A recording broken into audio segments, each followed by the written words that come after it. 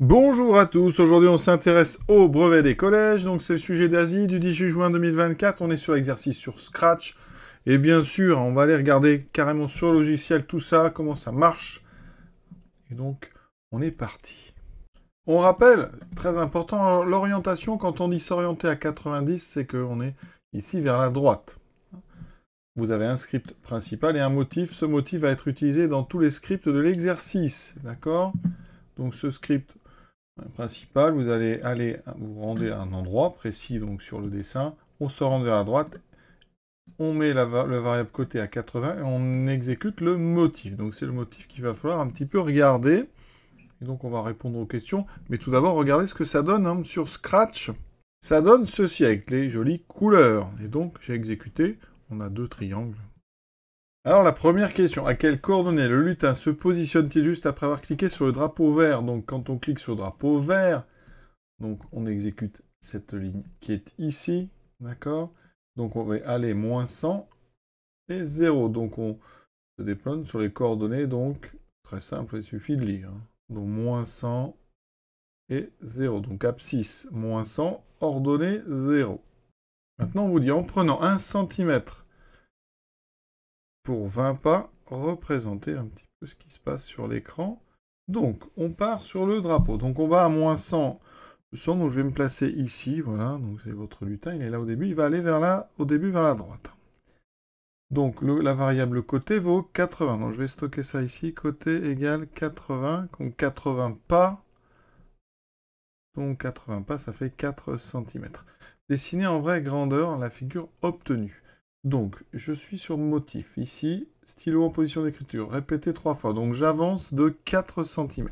Alors, je vais faire mon dessin ici, comme ça je serai sûr que ça rentre. Donc imaginez qu'on démarre d'ici, on avance donc vers la droite de 4 cm. 1, 2, 3, 4. Très important, 4 cm. Quand on est ici, on nous dit tourner de 120 degrés, vous voyez, dans le sens contraire des aiguilles d'une montre. Donc on est vers la droite. Donc, je vais mettre l'orientation en jaune. Donc à ce moment-là, on est ici, on va tourner de 120. Alors 120 degrés, c'est un petit peu plus, ouais, ça fait un angle comme ceci. D'accord? Et ici, vous devez avoir 120 degrés. Donc on va aller par là. Pendant 4 cm, 120 degrés, eh bien, ça veut dire qu'ici, à l'intérieur, il va vous rester 60. D'accord? Donc, je vais aller ici, 4 cm. Et quand je suis au bout, donc je suis par là, et je vais encore tourner de 120 degrés. C'est-à-dire, je vais repartir par ici. Et j'aurai encore un angle de 60 degrés. Donc, je vais former quoi? Eh bien, un triangle. Ici, dont les trois côtés font 4 cm, avec des angles à chaque fois de 60, 60, 60. Donc, c'est un triangle équilatéral. Et je suis revenu au même endroit que le point de départ. Et maintenant, je vais représenter bien encore 3 fois, je vais refaire 3 fois une répétition, donc j'avance encore de côté, donc je me retrouve au même endroit, par contre j'ai refait la même chose, parce que à ce moment-là, eh bien, je suis donc tourné de 120 degrés, donc ici, quand je suis arrivé au bout, il n'est pas expliqué ça, quand je suis arrivé au bout ici, je tourne encore de 120, donc je suis revenu en fait dans la direction du départ, donc je suis encore vers la droite, là je refais, donc ici, avancer de côté, donc j'avance de 4, je suis ici, mais par contre je vais tourner maintenant, et vous voyez ce qui a changé, qu'il faut bien remarquer, hein, c'est que là je tournais comme ceci, là je tourne dans le sens des aiguilles d'une montre. Donc ça veut dire qu'ici, mon orientation, je vais la mettre en vert cette fois-ci, je vais tourner de 120 par là, et donc je vais aller comme ceci, d'accord? Et donc je vais faire un triangle, avec 60 degrés encore ici, hein, avec 4 cm. Quand je suis au bout, bien, je suis pour l'instant dans cette direction, je tourne de 120, donc je vais me retrouver comme ceci à peu près, et vous voyez qu'on va reformer un autre triangle, mais dessous. Donc j'ai deux triangles équilatéraux, l'un sous l'autre. Et vous voyez, ça donne ceci, donc je vous remontre, voilà. La question suivante, on modifie le script principal de 3 façons, donc vous avez 3 scripts, et vous avez les figures qui sont affichées, donc il faut associer chaque script à sa figure. Et pour ceux qui aiment les couleurs, donc ça donne ceci. Alors, il faut donc regarder chaque script, essayer de le faire tourner rapidement et voir ce qui a pu se passer. Regardons le premier script. Donc ici, on se place toujours, hein, les 3 premières lignes, les 4 premières lignes sont les mêmes, le côté est mis à 80, donc ça c'est bon.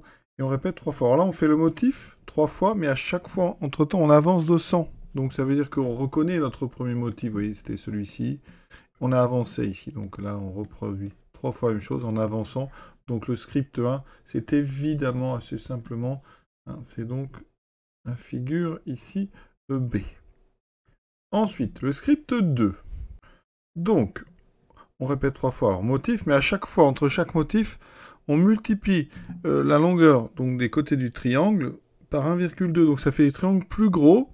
Hein, donc, c'est cette figure-là.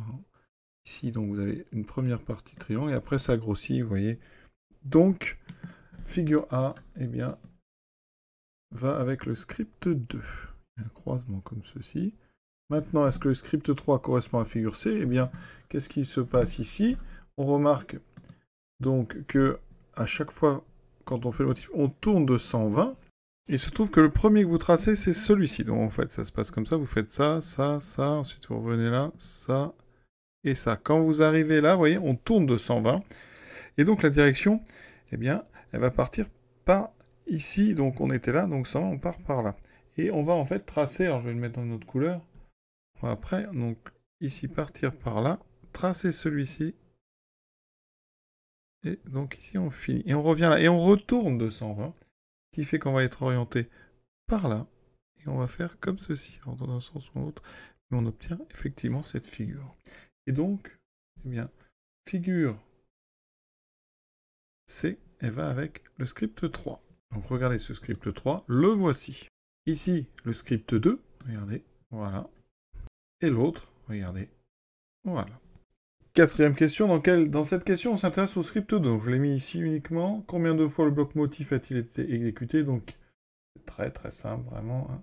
Ici, il est là, et donc il est répété 3 fois. Donc, question A, 3 fois. Quelle est la valeur de la variable côté à la fin de ce script? Donc, à chaque fois qu'on répète, vous voyez, le motif, par contre, on multiplie côté par 1,2. Donc, le côté, hein, au départ, on a dit qu'il valait... marqué ici 80. D'accord? Donc on fait 80 fois 1,2 fois 1,2 fois 1,2. Donc, eh bien, on fait 80 fois 1,2. Alors vous pouvez mettre carrément 1,2 au cube, ça ira beaucoup plus vite. Et on trouve ici donc 138,24. 138,24 pas. Et on a terminé cet exercice. À bientôt.